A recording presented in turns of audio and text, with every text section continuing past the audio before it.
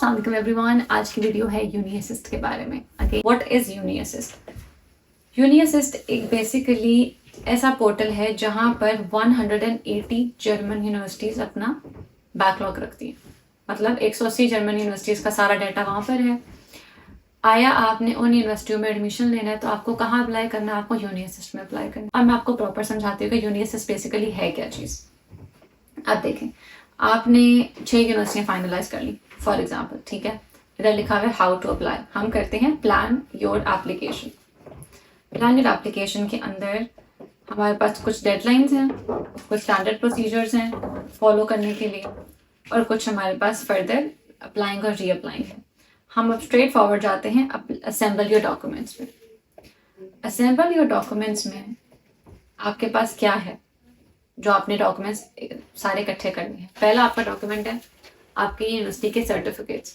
आपने क्या पढ़ा था, किस यूनिवर्सिटी से पढ़ा था, आपकी डिग्री, आपकी ट्रांसक्रिप्ट, आपके पुराने सारे पेपर वर्क्स, वो। सेकेंड चीज़ है आपका लैंग्वेज सर्टिफिकेट। अगर तो जिस यूनिवर्सिटी में आप अप्लाई करना चाहते हैं वहाँ इंग्लिश लैंग्वेज है तो आपका इंग्लिश सर्टिफिकेट, मतलब इंग्लिश प्रोफिशेंसी सर्टिफिकेट। अगर इंग्लिश में नहीं है और जर्मन में है तो डेफिनेटली आपको जर्मन प्रोफिशेंसी सर्टिफिकेट चाहिए। वो हो गया। फिर ये सारी चीज़ों को आप अटेस्ट करवाते हैं मोफा से, मतलब मिनिस्ट्री ऑफ फॉरेन अफेयर्स से। आपने मोफा से अटेस्ट करवाया, सर्टिफिकेशन मिली, ठप्पे लग गए, मुहर लग गई, आपका काम खत्म हो गया। कुछ डॉक्यूमेंट्स आपके होते हैं जो उर्दू में होते हैं, आपको उनको ट्रांसलेट करना पड़ेगा या तो इंग्लिश में या तो जर्मन में, वो चीज़। उसके बाद आ जाता है आपका अदर डॉक्यूमेंट्स जो आपको लगता है कि आपकी प्रोफाइल को स्ट्रॉन्ग कर सकता है। अगर आप एक स्पोर्ट्स स्टूडेंट हैं, आप अपने स्पोर्ट्स के सारे फॉर्म्स उस पर सारे सर्टिफिकेट्स लगा सकते हैं। अगर आप एक एथलीट स्टूडेंट हैं, आप अपने एथलीट के सर्टिफिकेट्स लगा सकते हैं। अगर आप एक बड़े ब्रेन शार्प बंदे हैं जिन्होंने रैंडम कहीं जगहों पे लिया होगा, वो किए होंगे, कोर्सेज कंप्लीट किए होंगे, आप उन कोर्सेज को साथ लगा सकते हैं, उन सर्टिफिकेट्स को साथ लगा सकते हैं। तो मैक्सिमम नंबर ऑफ सर्टिफिकेशंस आप अदर डॉक्यूमेंट्स में अपनी पोस्ट कर सकते हैं। अब आपने डॉक्यूमेंट्स इकट्ठे कर लिए, उसके बाद हम चले जाते हैं ऑनलाइन के ऊपर। अब इसके ऊपर आपने अप्लाई कैसे करना है? अप्लाई करने के लिए फर्दर आपके पास पोर्टल है which is called my assist, ठीक है। अब ये पेज आपके पास खुल गया, जिस पेज पर लिखा हुआ है सेलेक्ट सेमेस्टर, कि किस सेमेस्टर के अंदर आप जाना चाहते हैं, ठीक है। सेलेक्ट द यूनिवर्सिटी, कि किस यूनिवर्सिटी में जाना चाहते हैं, वो यूनिवर्सिटी की फेडरल स्टेट क्या है, आपकी डिग्री का टाइप क्या है, वो कोर्स जो आप पढ़े हैं वो पार्शल कोर्स है, फुल कोर्स है, यूनी असिस्ट उसके लिए रिस्पॉन्सिबल है, ऑनलाइन एप्लीकेशंस हैं या व्हाट्सोएवर। हम यहाँ पर रैंडम एक सर्च कर देते हैं। चलें फॉर एग्जांपल सेमेस्टर हम समर्स में 2025 का सेमेस्टर ले आते हैं। यूनिवर्सिटी आप कर लें इसके अंदर फॉर एग्जांपल, चलें भाउस यूनिवर्सिटी ऑफ वेमार में कर लेती हूँ, ठीक है। भाउस यूनिवर्सिटी का जो है वो थ्रूगन है, वो आपको हो गया। टाइप ऑफ डिग्री हमने कर दी मास्टर्स। इसके अंदर आपने सर्च डाला। अब सर्च में उसने आपको भाउस यूनिवर्सिटी ऑफ वेमार के सारे कोर्सेज दे दिए जो कि आपको इधर दिख रहे हैं। ये सारे courses Bauhaus of university of Weimar में आ गए, ठीक है। अब इधर से आपने एक यूनिवर्सिटी की डिटेल खोली, फेयर इनफ। अब उसके अंदर उन्होंने फुल लिखा हुआ है कि ये जो कोर्स है ये क्या है, इसका मेजर क्या है, इसका दूसरा क्या है, इसमें स्पेशलाइजेशन क्या हो रही है, ये पूरी डिग्री की मतलब आती है, हाफ कोर्स पढ़ा जाता है, ये सारा कुछ लिखा हुआ है। इन केस अगर आपको यहाँ पर इस पोर्टल पे इसकी इंफॉर्मेशन नहीं समझ आती, आप इनके लिंक पे क्लिक करके, जो इनका एक्चुअल यूनिवर्सिटी का लिंक है, आप डायरेक्ट उस पेज पे चले जाएं, ठीक है। आप उस पेज पे चले गए, उस पेज पे उन्होंने लिखा हुआ है अच्छा ये जो कोर्स था ये सिविल इंजीनियरिंग का कोर्स था, स्ट्रक्चरल इंजीनियरिंग का कोर्स है। इसकी जो डिग्री है ये 4 सेमेस्टर्स पर है, 120 क्रेडिट आवर्स हैं। इसका जो एप्लीकेशन प्रोसेस है वो इस तरीके से है, एनरोलमेंट पीरियड इसका ऐसे है।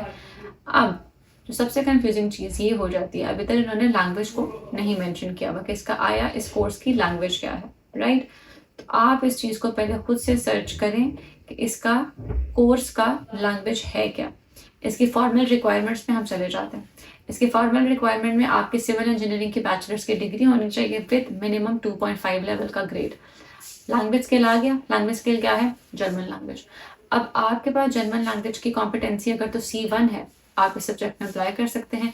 नहीं है, आप इसमें अप्लाई नहीं करते, क्योंकि अगर अप्लाई करने के बाद आपने फीस भी पे कर दी और आपको रिजेक्शन आ गया तो आपके फजूल किस्म के पैसे ज़ाया हो जाएंगे, तो साफ सी बात है।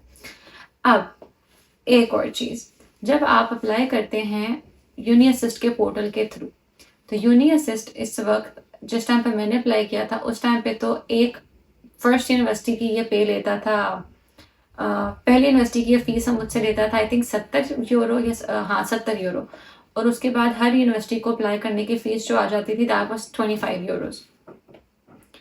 अब एक यूनिवर्सिटी मैंने फाइनल कर ली, आप जो देख रहे हो रैंडम आपको दिखाने के लिए, ठीक है। इसको मैंने सेलेक्ट किया, ऐड टू सिलेक्शन।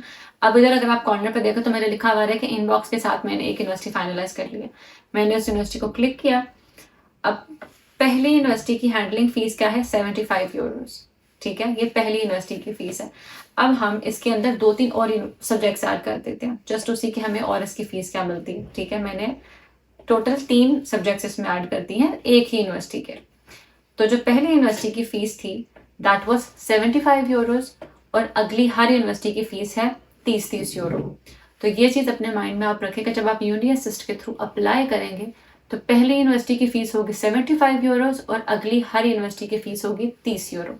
ये है आपकी एप्लीकेशन फीस अप्लाई करने की। इसके बाद अब आपने अप्लाई कर दिया। अब होता ये है, कुछ लोग जैसे मैंने भी लैंग्वेज की बात की कि आपको लैंग्वेज का नहीं पता, आपने अप्लाई कर दिया, ठीक है। आपके लैंग्वेज बैरियर जब आ गया, यूनी असिस्ट ने आपकी जो वो पेपर्स हैं वो आगे यूनिवर्सिटी को भेजे ही नहीं, क्योंकि यूनी असिस्ट बेसिकली एक ऐसा पोर्टल है ताकि यूनिवर्सिटियों पे बर्डन ना पड़े। आप डॉक्यूमेंट्स अपने यूनी असिस्ट को देते हैं ऑनलाइन, और ऑनलाइन के साथ साथ बाय पोस्ट सारे पेपर्स आपने उनको बाय पोस्ट भी भेजने होते हैं लाजमी, ऑनलाइन फीस पे करने के बाद। आपने जब डॉक्यूमेंट्स वहाँ भेजे, आपके डॉक्यूमेंट्स वहाँ पहुँचेंगे, वो आपके डॉक्यूमेंट्स को फाइनल लिस्ट करेंगे, शॉर्ट लिस्ट करेंगे, चेक करेंगे, और वो देखेंगे कि आपके डॉक्यूमेंट्स उन यूनिवर्सिटियों के डॉक्यूमेंट से मैच करते हैं या नहीं करते हैं। अगर तो मैच करेंगे, यूनी असिस्ट आपके डॉक्यूमेंट्स यूनिवर्सिटी को भेजेगा। अगर नहीं मैच करेंगे, यूनी असिस्ट वहीं पर उसको कट करेगा और यूनिवर्सिटी को डॉक्यूमेंट्स जाएंगे ही नहीं, और वहाँ पे आपके पैसे हो जाएंगे ज़ाया। इसलिए पहले ध्यान रखें कि जो यूनिवर्सिटी फाइनल हो रही है यूनी असिस्ट में, वो आपके रिक्वायरमेंट्स को उतारेगी या नहीं। अगर नहीं उतारेगी तो यूनी असिस्ट यूनिवर्सिटी तक तो भेजेगा ही डॉक्यूमेंट्स को। इसी तरीके से यूनी असिस्ट का अपना टाइम पीरियड है 4 से 6 हफ्ते का। 4 से 6 हफ्ते में वो आपकी डिग्री को चेक करेगा, आपके पेपर्स को चेक करेगा। अगर उसको फाइनलाइज लगा तो वो उठा के यूनिवर्सिटियों को भेजेगा, और उसके बाद 3 से 4 हफ्ते का टाइम पीरियड आता है यूनिवर्सिटी का चेक करने के लिए।